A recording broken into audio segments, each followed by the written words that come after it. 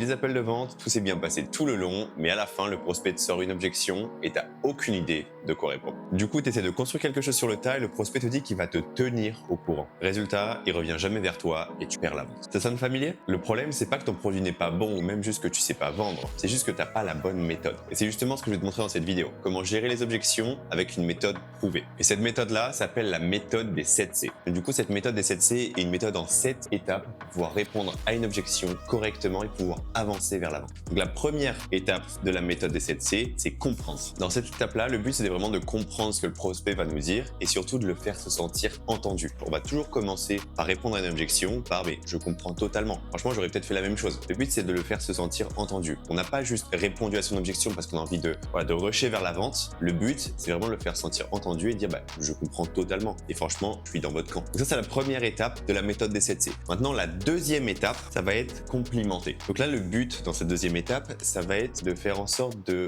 lier l'objection qu'il nous a posée à un trait de caractère spécifique qui va être bénéfique. Je vais expliquer un petit peu ce que ça veut dire. Et ce qui est bien aussi quand on fait cette deuxième étape de complimenter, c'est de faire un reframing de l'objection. Donc là, le but, ça va être de ne pas dire que c'est une objection du coup qui est contre le client, et que ça va être une question. Et là, on est tous les deux en train de répondre à une question. Et donc, en pratique, ce que ça va donner, c'est qu'on a la première étape, je comprends totalement, j'aurais sûrement dit la même chose. Et du coup, la deuxième étape va être, et honnêtement, je préfère que tu me poses cette question. Donc là, on voit qu'il y a le reframing de objection en question. Ok, donc là, on n'est pas contre le client, c'est pas le client contre moi, mais c'est le client et moi qui travaillent ensemble vers un même objectif. Et donc du coup, là, on va pouvoir dire, et honnêtement, je préfère que tu me poses cette question. Donc là, on a le reframing parce que honnêtement, ça démontre que, et là, on va pouvoir sortir le compliment. Et donc en fait, le but, c'est que ce compliment soit lié à l'objection qui a été dite juste avant, la question qu'il a dit juste avant. Le but, c'est que ce soit quand même pas déraisonnable par rapport à ce qu'il a dit, mais c'est qu'on puisse faire quelque chose qui fait sens. Par exemple, s'il dit, moi, je prends pas des décisions comme ça sur un coup de tête directement, on pourrait dire, d'accord, je comprends totalement, mais en même temps, j'aurais sûrement fait la même chose. Je préfère que tu me dises ça parce que ça démontre que tu es quelqu'un qui fait attention à ce qu'il fait. Et donc après qu'on lui ait attaché ce compliment-là,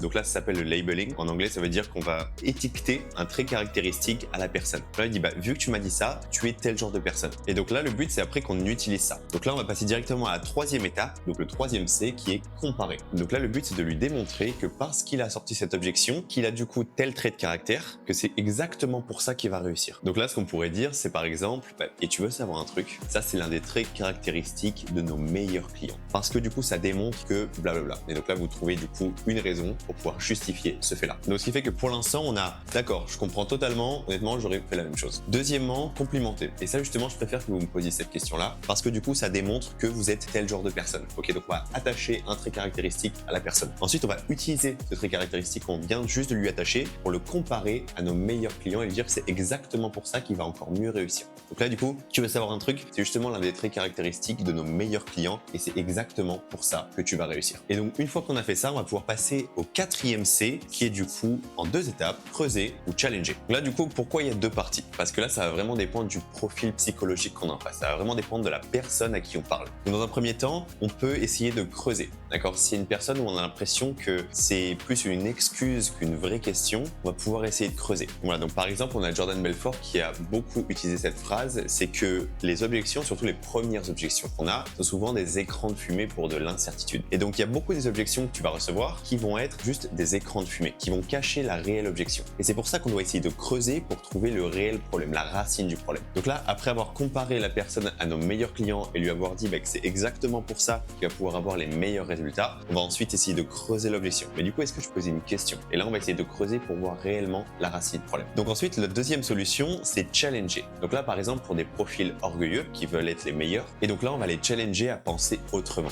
avoir une différente vision, avoir un différent point de vue pour se dire que finalement, c'est peut-être pas si pertinent que ça leur question. Bon, et ensuite, une fois qu'on pose cette question, qu'on va essayer de challenger la personne ou qu'on va essayer de creuser l'objection, on va consolider notre point. Et ça, du coup, c'est le 5e C qui est consolider. Donc là, le but, ça va être de consolider son point, de consolider sa question par des arguments. Donc là, il y a vraiment 2 possibilités de pouvoir consolider son argument. Soit on va sortir différents arguments pour renforcer son point, que ce soit des choses qu'on a à l'intérieur ou des expériences de clients qui ont déjà eu. Mais ça rentre aussi du coup dans la deuxième méthode qui est de pouvoir raconter des histoires. Les histoires, le storytelling est quelque chose de très important qui marche dans le contenu, mais aussi beaucoup en vente. C'est l'une des meilleures manières de vendre, le storytelling. Et donc là, le but, c'est de raconter des histoires de personnes exactement comme lui, d'accord, le plus proche de ce que lui fait. Donc on va choisir les histoires qu'on va dire, et on peut lui dire que cette personne était dans la même situation que lui, mais pourtant, elle a pu accomplir ce qu'elle veut en passant par ce que nous on a fait. Et donc là, du coup, ce que ça vient, c'est qu'on va renforcer encore plus le fait que parce qu'il est dans cette situation-là, parce qu'il nous pose cette question-là, il est encore plus fait pour notre solution et il pourra encore plus avoir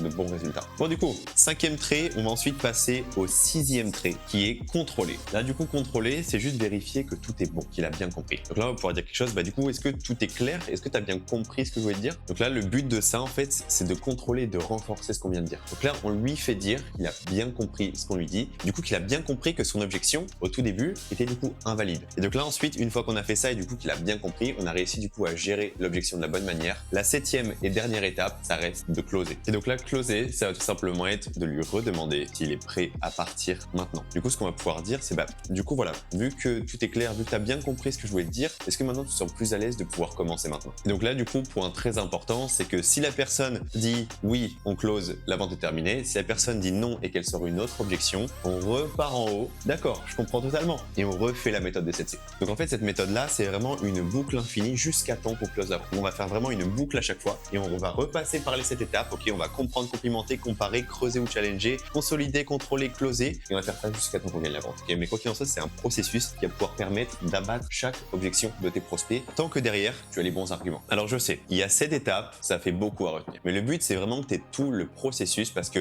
chaque étape utilise un procédé psychologique précis pour pouvoir t'amener à l'avant. Et donc en fait, là, les 4 premières étapes, ça, c'est quelque chose qui va te prendre peut-être 4 secondes. Ok, ça va te prendre 3-4 secondes à pouvoir sortir ça. Et là, après, c'est là où on commence à rentrer dans la viande de l'objection. Ça, c'est juste pour faire un reframing, pour pouvoir positionner ton argument de la bonne manière et surtout pouvoir dire que son objection, c'est exactement pour ça qu'il va pouvoir gagner, qu'il va pouvoir réussir. Et donc en fait, tu vas pouvoir répéter cette méthode-là au fur et à mesure, tu vas pouvoir la rentrer dans ta tête pour que ça devienne totalement naturel. Donc du coup, pour faire un petit résumé, la méthode des 7C, c'est quoi? D'abord, on va comprendre, d'accord? Je comprends totalement. Honnêtement, j'aurais sûrement fait la même chose. Deuxièmement, complimenter. Et honnêtement, je préfère que vous me posiez cette question parce que du coup, ça montre que vous êtes blablabla. Troisièmement, on va comparer. Et donc là, du coup, parce que vous êtes ABC, ça montre que justement, vous allez encore plus réussir. Et c'est justement nos meilleurs clients avaient posé cette question-là, avaient ce trait de caractère-là. Ensuite, on va creuser ou challenger. Ok, donc là, le but, c'est de pouvoir dire, tiens, du coup, est-ce que je peux vous poser une question et aller plus loin dans l'objection pour voir la réelle objection qui cache derrière le premier écran de fumée. Ou alors, challenger, est-ce que je peux challenger à penser autrement? Est-ce que je peux challenger là-dessus? Et donc là, ensuite, on va pouvoir consolider